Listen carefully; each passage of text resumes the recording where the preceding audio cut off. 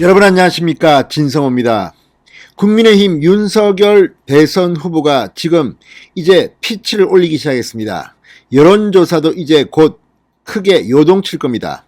자, 그런데 김종인 총괄선대위원장, 이준석 대표가 무능하거나 또 목리를 부리거나 또 윤석열과 선대위를 흔들었던 그 한 달, 그리고 이준석의 2주일, 이때 윤석열의 지지율이 많이 떨어졌습니다.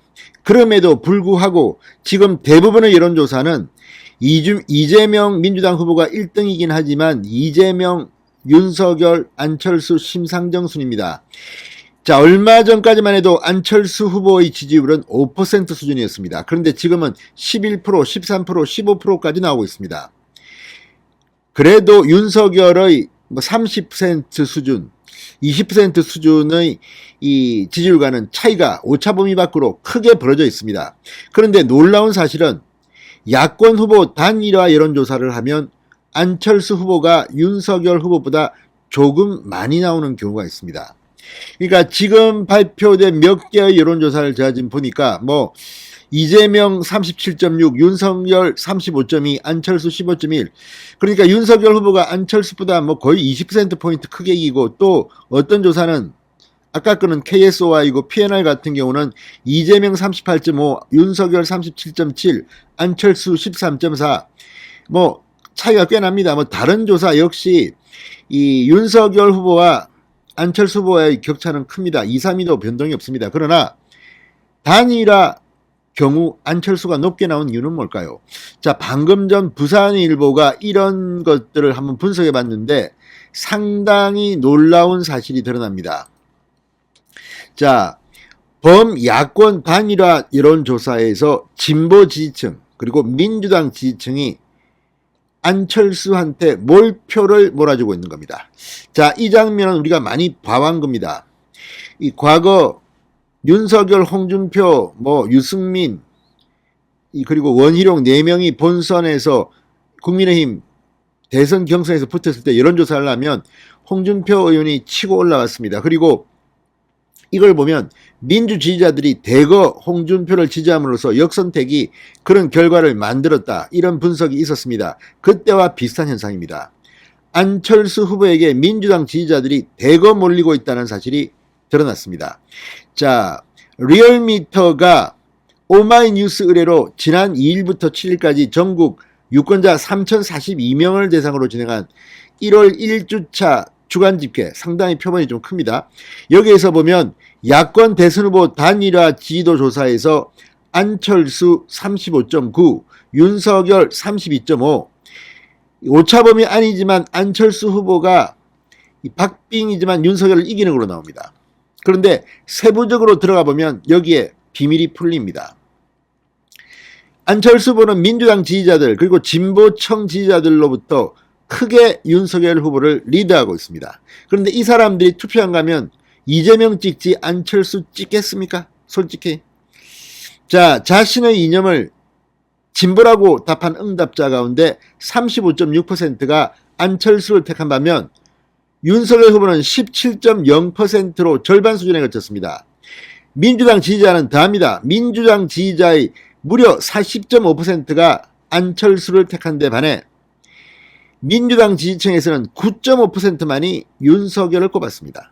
정의당도 비슷합니다. 정의당은 34.1%가 안철수, 24.2%가 윤석열을 꼽았습니다. 이런 경향은 다른 여론조사에서도 그대로 반영됩니다. 한국사회여론연구소 KSOI가 이 교통방송 의뢰로 지난 7, 8일 이틀간 전국 유권자 1,001명에게 야권 단일 후보로 적합한 인물을 물었더니 안철수 37.3, 윤석열 35.5로 집계됐습니다. 그런데 이 조사도 들어가 보면 저쪽 사람들이 다 안철수를 밀었습니다. 자, 안철수 후보는 진보층의 41.7%, 민주당 지지층의 무려 43.2%, 정의당 지지층의 50.7%, 완전한 역선택입니다. 이 사람들이 대통령 선거 때 안철수를 찍겠습니까? 민주당, 정의당, 진보층 지지자들은 이재명, 심상정 그쪽 찍지 안 찍습니다. 자, 반면 윤석열 후보는 진보층의 15.4%, 민주당의 13.3%, 정의당의 11.2%이 사람들은 윤석열을 안 찍습니다. 지지 안 합니다. 이런 여론조사에서 역선택을 한 이유가 뭘까요?